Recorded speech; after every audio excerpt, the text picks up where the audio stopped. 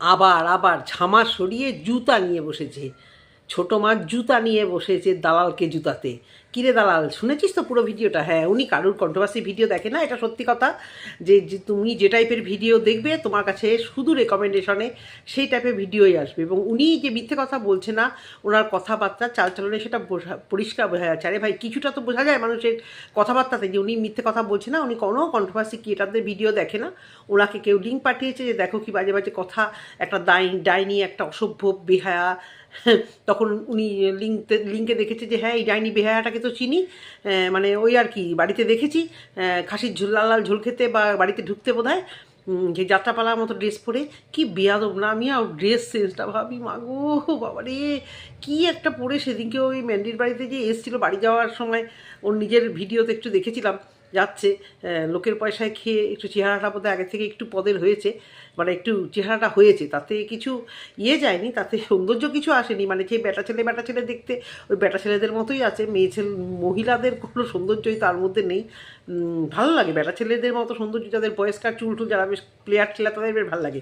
ওকে দেখতে বেটা ছেলের মতো, সাজে আবার অনেক সময় মেয়েদের মতো, তখনই লেগে যায় পুরো, মনে হয় যেন ওই ট্রান্সজেন্ডার আছে না, মনে হয় ওই আর কি, মানে সেইগুলো হয়ে এসছে। যাই হোক, কোনো ট্রান্সজেন্ডারদের কিন্তু আমি এখানে অপমান করছি না বা ছোটো করছি না, এখানে তো বুঝে শুনে কথা বলতে হয়। ওকে দেখে আমার তাই মনে হয় যে জন্মগতই ও মেয়ে নয়, ও বোধহয় ছেলে হয়েছিল বা অপারেশন করিয়ে কোনোভাবে সেই যে ছেলে হয় না, মেয়ে হয় না, বা অনেক সময় মেয়ে থেকেও ছেলে হয়, আমার ওকে দেখলে সেটা মনে হয়।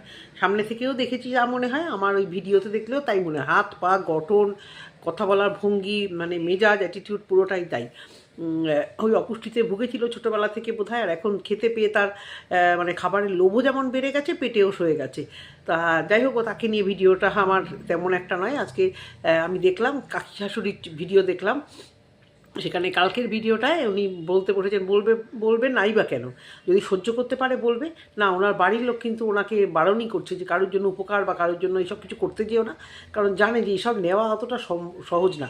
তো তোমরা সবাই জানো আজকে কমিউনিটি পোস্টে শ্বশুরবাড়ির লোকেরা কত ভালো কিছু করেছে, সেটা দেখিয়ে যেমন ইউটিউবে ভালো হতে চেয়েছে, তেমন পরিবারের কাছেও ভালো হতে চেয়েছে। তা আজকে ভিডিওতে আরও অনেক কিছু ক্লিয়ার হলো, আমরা ক্লিয়ার দেখলাম। তো তোমরাও সেখানে নিশ্চয়ই ভিউজ দিয়েছো, দেখে এসছো যে উনি বাচ্চাগুলো খুব কান্নাকাটি করছিল, সেই হিসেবে উনি বলেছে, মানে একদম ক্যাজুয়াল যে ভিডিওগুলো, একদম যে উনি তো জানেন না যে উনি কন্ট্রোভার্সির একটা ক্যারেক্টারের একজন রিলেটিভ হওয়ার জন্য যে ওনার দিকে সমস্ত কন্ট্রোভার্সি চ্যানেলের চোখগুলো থাকবে, সেই জন্য উনি মানে ওনার কোনো কথাই নিয়ে ভিডিও হবে, সে ভালো ওয়েতে হোক আর খারাপ হইতে হোক।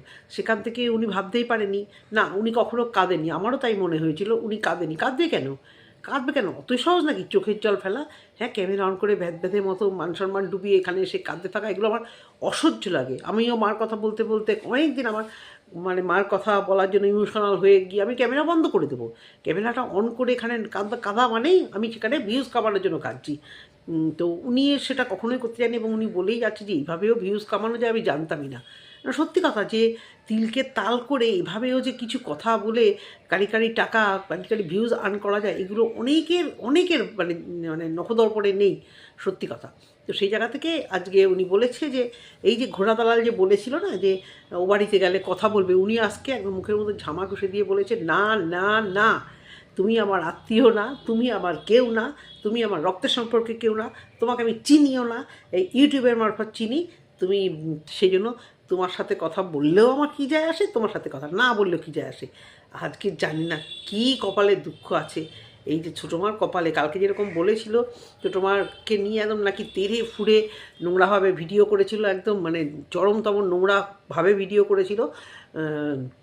তো আজকেও নিশ্চয়ই সেটা নিয়ে বসে পড়বে, কিন্তু দেখো পাত্তা দিলেও তো চলবে না, ছোটো মাকেও তো কথা একটু কিছু বলতে হবে যে ওনাকে নিয়ে এত তোলপাড়, ওনার নিজের লোকই করেছে। সেটা তো উনি বললো যে ও বলেছে আমার সম্পর্কে অনেক কিছু জানে, আমিও অনেকের অনেক কিছু জানি। তার মানে সেই পুরনো অতীত, সেই পুরনো হুল ফোটানো অতীত, তো উনি তো শর্টটা জানেন। এখন উনি ইচ্ছাকৃত হেল্প করেননি, কেউ ইচ্ছাকৃত হেল্প করে না।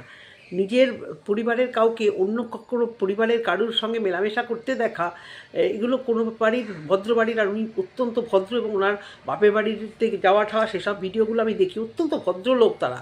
ওনার দাদা বৌদি ওনাকে খুব মানে ভালোবাসে, বাপের বাড়িতে যথেষ্ট ওনাকে ভালোবাসে।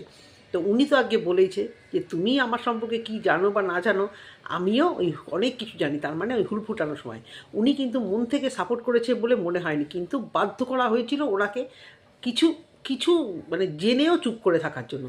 উনি কিন্তু হাতে হাত লাগিয়ে দেননি, হাতে হাত পরিয়ে দেননি তার নিজের শাশুড়ি, নিজের এই উদ্ভট উদ্ভট দিদিদের মতো। উনি বাড়ির আত্মীয়, উনি হাতে হাত ধরে বেরিয়ে যেতে বলেননি বা কিচ্ছু করেননি। উনি হয়তো মানে হ্যাঁতে একটু হ্যাঁ মিলিয়েছে, কারণ বাধ্য হয়েছে কোনো কোনো কারণে। কিন্তু এনার অবদান তো অনেক, ইনি করেছে অনেক কিছু। কিন্তু এরা এই তরফ থেকে যারা বলছে আমিও তো করেছি, তাদের তরফ থেকেই করাটা কতটা হয়েছে সন্দেহ আছে। পরিবারের মধ্যে না পাওয়া, ও গেল না সে গেল না, হতেই পারে, সব পরিবারে আছে। বড় বড় কথা যে আমরা বলছি আমাদের পরিবারে নেই, আমাদের মনে রাগ হয় না ও কেন এলো না, সে কেন গেল না, এখানে কন্ট্রোভার্সি করতে বসেছি, লোকের ভালো মন্দ দেখতে বসেছি বলে নিজেদের সব কিছুই ভালো, এটা তো নয়।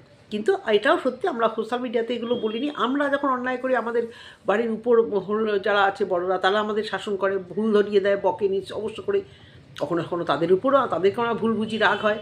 এটাই কথা, কোনো পরিবারে ঝগড়া অশান্তি মনোমালিন্য নেই, কার দোষ কে দোষ, সবাই নিজেকে নির্দোষ ভাবে। কেউ যদি ভাবে যে আমি এটা দোষ করছি, এই যে দালাল যে নোংরামগুলো করছে, ও কিন্তু ভাবছে যে কোনো দোষ করছে না, কোনো ভুল করছে না, রোজ রোজ ক্ল্যারিফিকেশান দিতে আসে, আমি ভয়ে ভিডিও ডিলিট করিনি, এই হয়েছিল ওই হয়েছিল সেই হয়েছিল।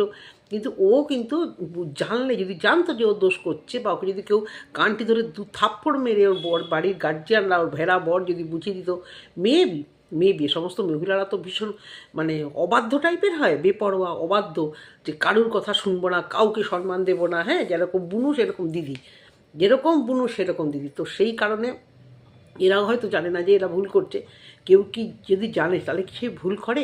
তাহলে এই ধরনের ছোটোখাটো জিনিস ফ্যামিলিতে হতেই পারে, কিন্তু সেখানে একটা মানে ভিক্ষা নেওয়া দালালি খাটার দালাল এসে সেই ফ্যামিলির মধ্যে নাকটা গুলিয়ে আমি জানি এই হয়েছে, আমি জানি ওই হয়েছে, মানে অনেক কিছু জেনে গেছে, জেনে একদম উদ্ধার করেছে, সেগুলোকে বসে বসে ভিডিওতে দিয়ে ভিউজ খাওয়াবে।